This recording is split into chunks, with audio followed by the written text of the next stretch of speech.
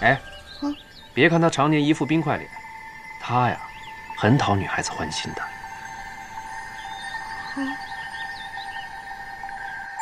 也不知魔族哪个魔头家的小姐，当时很有盛名，行事颇放荡，看中哪个男子，当夜即同对方一笑冤梦。这位小姐自见了东华，便害上相思。尊座半夜归家，可让妾身等得好苦啊！没想到尊座如此心急。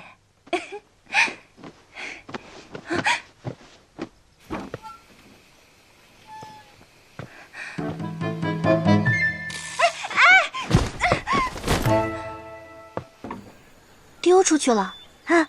丢出去好，丢出去好。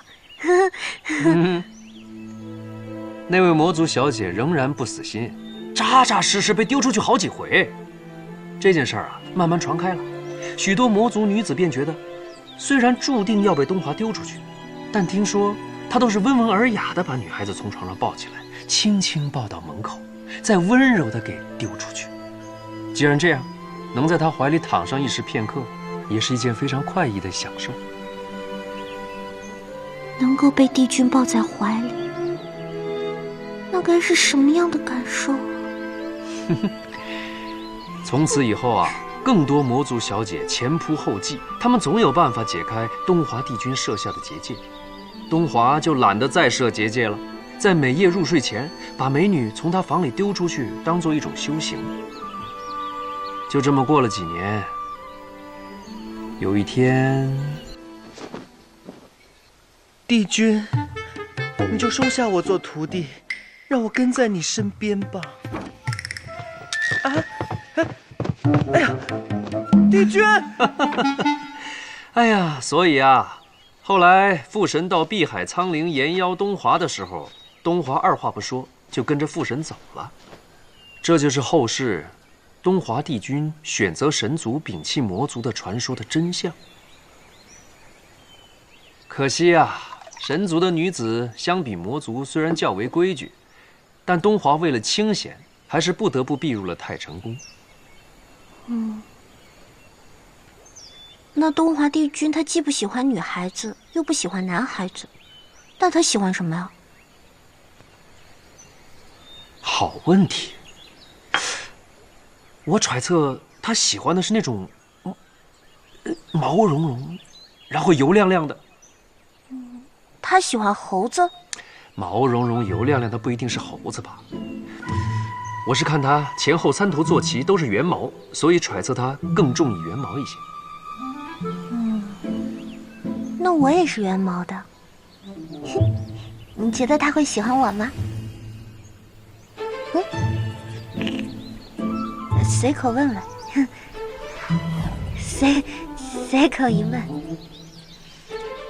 他应该更喜欢威猛一些的。他前后3头坐骑都是什么狮子、老虎，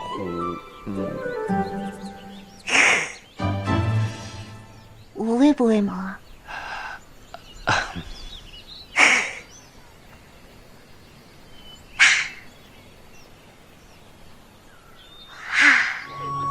星君可知，此番帝君去往禁地，乃是为了一名女子。确实是。啊，竟有此事？是啊。啊，我也听说了，据说是帝君对此女子一见倾心，二见许心，才不惜与魔族一战，也要维护她。传得这么有板有眼的，听谁说的？连宋殿下。连宋的话都信？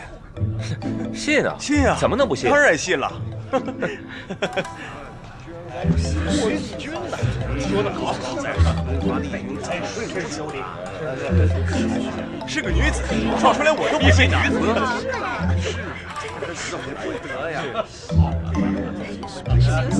神仙呐！哎，折颜上神，你就帮帮我吧。若是让我的爹娘知道我不惜自降身份要去九重天做仙娥的话，那他们定会打死我的。万一让爷爷知道了，那他肯定觉得我在给青丘丢人。折颜上神，你就帮帮青丘，帮帮我吧。你都知道大家会生气，仍然要去，我一定要去。爷爷跟我说过，滴水之恩当涌泉相报，更何况是这种救人之大恩。我身为青丘第七，绝对不能丢青丘的颜面，这是我凤九的为人处事之道。好，你这忙我帮，你这么乖巧伶俐，厨艺又好，东华就算是个老冰块，一定也抵不过你的乖巧伶俐，更抵不过你的厨艺。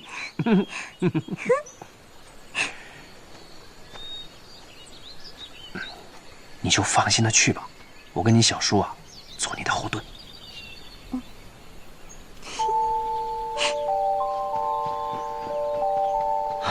9天神女，谁没爱慕过东华帝君？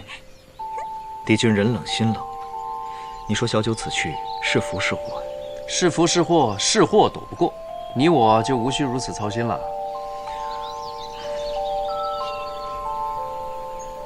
哎，这不是我让小九带给我二哥的簪子吗？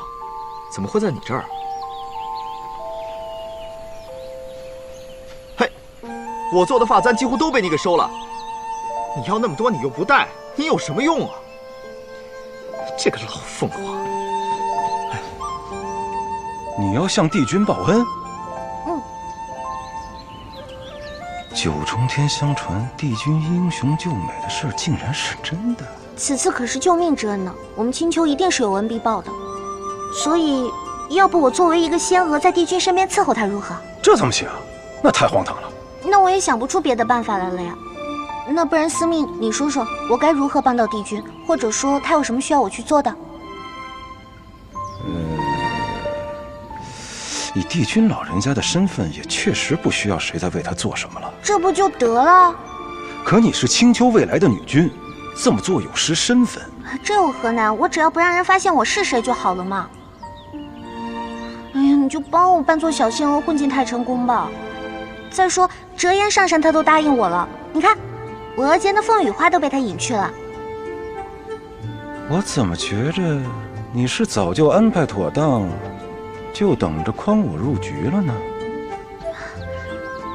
哎呀，那你到底是帮不帮我吗？就连折颜上神都帮我了，你还是不是我的好朋友？是好朋友，你就别这么逼我。哎呦，好司命，你就帮帮我吧，你只要让我扮作小仙娥进入太晨宫便好了。如果说就连你这个掌管人世命运的司命星君都不帮我，那谁还会帮我这只可怜弱小又无助的小狐狸？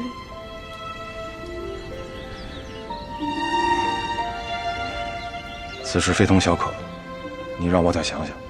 哎呀，司命星君，你也知道我将来是要做青丘女君的人，如果让我爹爹和娘亲知道我曾知恩未报的话，我会是什么下场吗？什么下场啊？我会无颜面对我的猢猢孙孙，更别说要引领他们在青丘幸福的生活了，只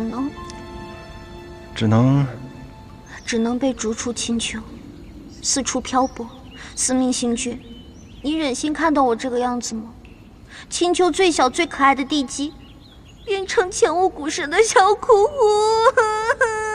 司命星君啊！我再好好查查青丘的律例，看看是否还……好，我答应你，那你也答应我，只管报恩，其他的闲事莫要去管啊。谢谢司命星君成全，成功了。我是担心你一腔热情付诸东流啊。